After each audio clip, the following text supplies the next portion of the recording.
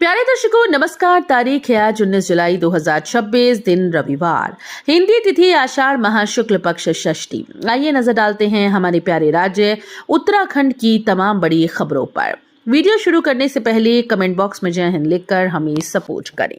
तो चलिए शुरू करते हैं।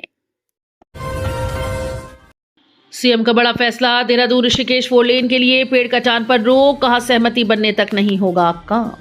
देहरादून ऋषिकेश 4-6 लेन परियोजना को लेकर पिछले कुछ दिनों से अनेक नागरिकों, पर्यावरण प्रेमियों और स्थानीय लोगों के द्वारा व्यक्त की जा रही चिंताओं और सुझाव का गंभीरता से संज्ञान लिया। ये परियोजना भारतीय राष्ट्रीय राजमार्ग प्राधिकरण की एक महत्वपूर्ण अवसंरचना परियोजना है, जिस पर माननीय उच्च न्यायालय के निर्देशों और सभी आवश्यक वैधानिक और पर्यावरणीय स्वीकृतियों व प्रक्रियाओं का पालन करते हुए कार्यवाही की जा रही थी। परियोजना में वन्यजीव संरक्षण को ध्यान में रखते हुए लगभग 3.5 किलोमीटर लंबे हाथी अंडरपास और छोटे वन्यजीवों के आवागमन के लिए विशेष कलवर्ट जैसी व्यवस्थाओं का भी प्रावधान किया गया है, जिससे मानव वन्यजीव संघर्ष और सड़क दुर्घटनाओं में वन्यजीवों की मृत्यु की घटनाओं में कमी लाने में सहायता मिलेगी, जो अक्सर इस रास्ते में देखा जाता है। विकास हमारे लिए आवश्यक है, लेकिन जनभावनाओं, पर्यावरण और स्थानीय हितों की अनदेखी कर कोई निर्णय नहीं लिया जाएगा। प्रदेश में 21 जुलाई तक भारी बारिश की चेतावनी, मौसम विभाग ने दी सतर्क रहने की सलाह। उत्तराखंड में आज से 21 जुलाई तक मानसूनी गतिविधियां सक्रिय रहेंगी। मौसम विज्ञान केंद्र की ओर से जारी विज्ञप्ति में 21 जुलाई के दौरान भारी से बहुत भारी बारिश होने की चेतावनी जारी की गई। देहरादून समेत कई जिलों के लिए भारी वर्षा का ऑरेंज अलर्ट जारी किया गया है। मौसम वैज्ञानिकों ने बताया कि वर्तमान में बंगाल, झारखंड और उड़ीसा क्षेत्र में सक्रिय कम दबाव का क्षेत्र और मानसून ट्रफ के प्रभाव से उत्तराखंड में भारी वर्षा की स्थिति बन रही है।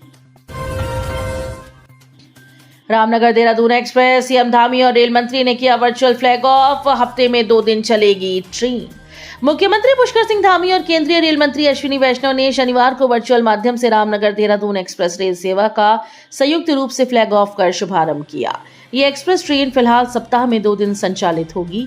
इस नई रेल सेवा के शुरू होने से कुमाऊं और गढ़वाल मंडलों के बीच रेल संपर्क और अधिक मजबूत होगा।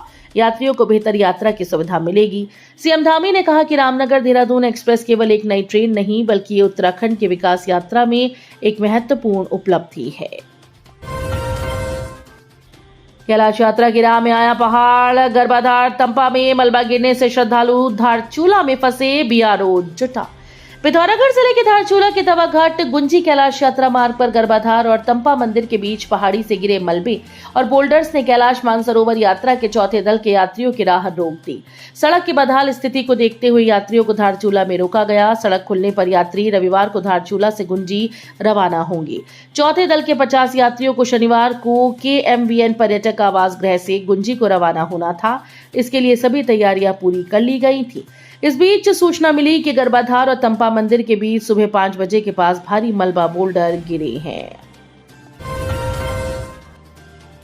अल्पसंख्यक शिक्षण संस्थानों में पाठ्यक्रम के लिए विशेषज्ञ समितियां होंगी गठित, बैठक में फैसला। अल्पसंख्यक शिक्षण संस्थानों में कक्षा 9 से 12वीं तक के पाठ्यक्रम के लिए विशेषज्ञ समितियां गठित होंगी। ये कहना है प्राधिकरण के अध्यक्ष डॉक्टर सुरजीत सिंह गांधी का। उन्होंने ये बात अल्पसंख्यक कल्याण विभाग के सभागार में हुई बैठक में कही। बैठक में कक्षा 9 से 12वीं तक के लिए धार्मिक और मूल्यपरक पाठ्यक्रम बनाने पर विचार हुआ। सर्वसम्मति से निर्णय लिया गया कि इन पाठ्यक्रमों के निर्माण हेतु विषयवार बनने वाली विशेषज्ञ समितियों में धार्मिक शिक्षा के प्रतिष्ठित विशेषज्ञ शामिल किए जाएंगे। कांवड़ यात्रा 2026 इस बार 30 जुलाई से होगी शुरू। 11 अगस्त को मनाया जाएगा शिवरात्रि का पर्व। सनातन परंपरा में श्रावण केवल 1 माह नहीं, बल्कि संपूर्ण चराचर सृष्टि की चेतना के नवीनीकरण का उत्सव है। इस वर्ष कांवड़ यात्रा 30 जुलाई से प्रारंभ होकर 11 अगस्त तक चलेगी, जबकि शिवरात्रि का पावन पर्व 11 अगस्त को मनाया जाएगा। उत्तराखंड ज्योतिष परिषद के अध्यक्ष ज्योतिषाचार्य रमेश सेमवाल ने बताया कि चंद्र श्रावण मास 30 जुलाई से प्रारंभ हो रहा है। सावन का पावन मास आत्मा को परमात्मा से जोड़ने, अंतर्मन को शुद्ध करने और महादेव की असीम अनुकंपा प्राप्त करने का सबसे चैतन्य काल माना जाता है। राहुल गांधी बोले, रेस्टोरेंट जैसा देश में पेपर लीक का मेन्यू कार्ड, मंच पर रो पड़े रिया थापा के पिता। देश में पेपर लीक का मेन्यू कार्ड रेस्टोरेंट की तरह है। यहाँ हर पेपर का रेट तय है, पैसा दो और पेपर लो। छात्रों की गूंज कार्यक्रम में पहुंचे नेता प्रतिपक्ष राहुल गांधी ने छात्रों से संवाद करते हुए कहा कि पेपर कराने की जिम्मेदारी सरकार को लेनी चाहिए, निजी कंपनीज को नहीं। इस दौरान मंच पर जहां अभ्यर्थियों ने अपना पेपर लीक का दर्द साझा किया, तो वहीं नीट पेपर लीक के बाद आत्महत्या करने वाली देहरादून की रिया थापा के पिता मंच पर फपक पड़े। गिरोह बनाकर प्रॉपर्टी डीलर से 1.56 करोड़ की धोखाधड़ी, 8 लोगों पर प्राथमिकी दर्ज। रामनगर और भिकियासैंण अल्मोड़ा में कॉटेज और जमीन दिलाने के नाम पर बरेली रोड निवासी एक प्रॉपर्टी डीलर से 1.56 करोड़ की धोखाधड़ी का मामला सामने आया। मामले में गाजियाबाद के परिसर और नोएडा की उनकी महिला पार्टनर सहित कई लोगों पर रकम हड़पने और रजिस्ट्री के नाम पर टालमटोल करने का आरोप है। हल्द्वानी कोतवाली पुलिस ने 8 आरोपियों के खिलाफ प्राथमिकी दर्ज कर ली है। प्रॉपर्टी डीलर जितेंद्र कुमार निवासी अलकनंदा कॉलोनी धान मिल बरेली रोड ने कोतवाली पुलिस को सौंपी तहरीर में कहा कि वो भूमि खरीदना चाहता था। इस बीच वो कैलाश सती निवासी साई हेरिटेज गाजियाबाद और उनकी पार्टनर सुभ्रा गुप्ता निवासी होशियारपुर सेक्टर 51 नोएडा के संपर्क में आया। इस वर्ष 31 जनवरी को कैलाश उनकी पत्नी रेखा, पुत्र गौरव, स्वाति और रवि कुमार उसके आवास पर आए और ग्राम श्रीकोट माडाली भिकियासैंण में 12 नाली भूमि का सौदा 90 लाख रुपए में तय हुआ। गेबुआ रामनगर स्थित कॉटेज का भी मौखिक सौदा हुआ। इस दौरान कैलाश ने रुपए की जरूरत बताई तो 46 लाख रुपए बैंक और 1.10 करोड़ कैश दिए। इसमें 90 लाख भूमि के लिए और 66 लाख कॉटेज का बयाना शामिल है। पुलिस ने शुरू किया मस्जिदों से लाउड स्पीकर हटाने का अभियान, मुस्लिम सेवा संगठन का धरना प्रदर्शन।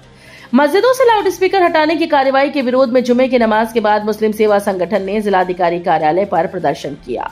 इस दौरान खूब नारेबाजी की गई। करीब 1.5 घंटे तक चले प्रदर्शन के बाद मुस्लिम समुदाय के लोगों ने सिटी मजिस्ट्रेट को ज्ञापन सौंपा। इसके साथ ही मस्जिदों पर हो रही कार्रवाई का कड़ा विरोध किया।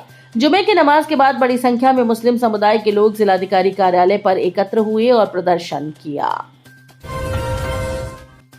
बद्रीनाथ चढ़ावा चोरी विवाद, 28 साल की सेवा पर लालच पड़ा भारी, नौकरी के अंतिम दिन लगा सबसे बड़ा दाग।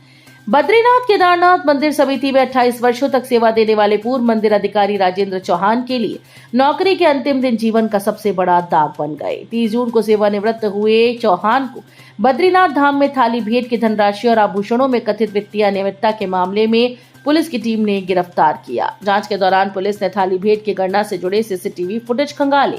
22, 25 और 29 जून की थाली भेंट गणना की फुटेज देखी तो उसमें राजेंद्र चौहान चढ़ावे की नकदी और आभूषण अपनी जेब में रखते हुए दिखाई दिए।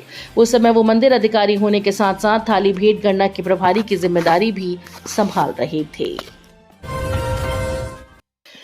बेस अस्पताल की इमरजेंसी बनी अखाड़ा, डॉक्टर मरीजों के सामने युवकों के 2 गुटों में चले लात घूसी।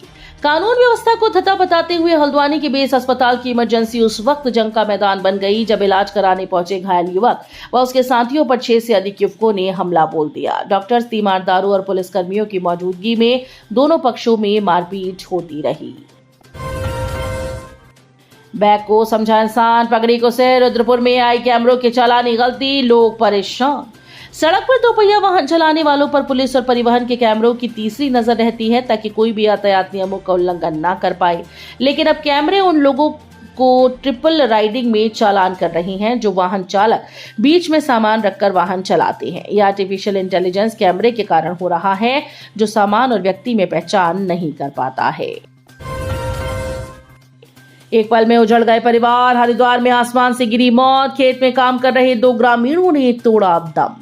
उत्तराखंड के हरिद्वार स्थित सिडकुल थाना क्षेत्र के डालूवाला गांव में शनिवार शाम एक बड़ा हादसा हुआ। यहां आकाशीय बिजली गिरने से खेत में काम कर रहे 2 ग्रामीणों की मौके पर मौत हो गई। सैलरी रुकने पर आया गुस्सा, क्लर्क ने बीच रास्ते में कर दी प्रिंसिपल की हत्या, इलाके में मचा हड़कंप। उत्तराखंड के बागेश्वर जिले से एक चौंकाने वाला मामला सामने आया। यहाँ एक प्रधानाचार्य की चाकू से हत्या कर दी गई। हत्या का आरोप स्कूल के क्लर्क पर है। आरोपी को गिरफ्तार कर लिया गया है। तो ये थी उत्तराखंड की बड़ी खबरें। हम मिलेंगे अगले बुलेटिन में, तब तक के लिए धन्यवाद।